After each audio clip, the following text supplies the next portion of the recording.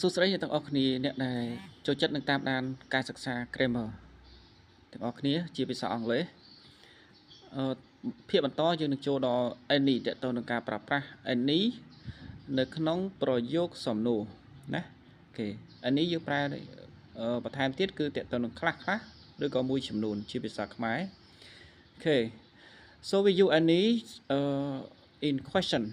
question asking for information and availability ណា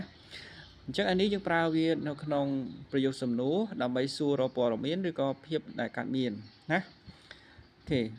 យើងមើលឧទាហរណ៍ខាងក្រោម so we can look all example below okay one example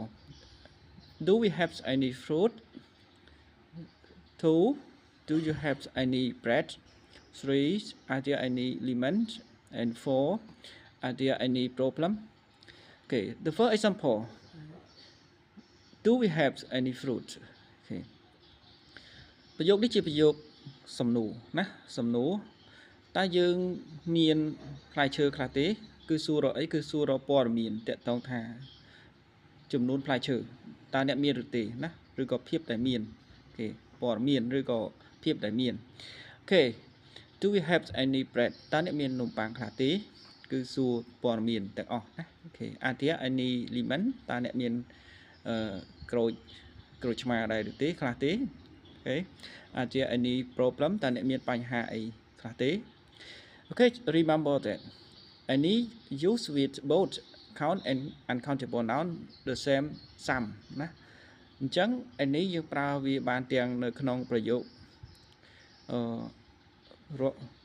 នៅក្នុងនាមសំទោសនៅក្នុងនាមរាប់បាននិងនាមរាប់មិនបានដូចសាំដែរ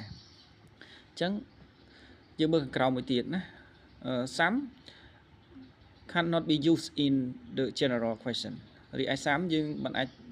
ត្រូវបានប្រើនៅក្នុង clear សំណួរលក្ខណៈទូទៅបានទេណាអូខេអញ្ចឹងណាអូខេញែកខាងលើបន្តិចតកតងនឹងកន្លែងណាតកតងនឹងថា count noun uncount noun ណាokay you can see fruit refer to uncount noun bread uncount noun lemon yeah count noun problem count noun okay អញ្ចឹងវគ្គសិក្សាឯនេះភាគ1និងភាគ2អូខេត្រូវបានបញ្ចប់និងអរគុណច្រើនតទៅទៀតយើងនឹងចូលដល់ការប្រើប្រាស់ឬក៏ការប្រៀបធៀបសាមនិងឯនេះតើវាខុសគ្នាដូចម្តេចណាអូខេអញ្ចឹងតាមដានទាំងអស់គ្នាសូមអរគុណ thank you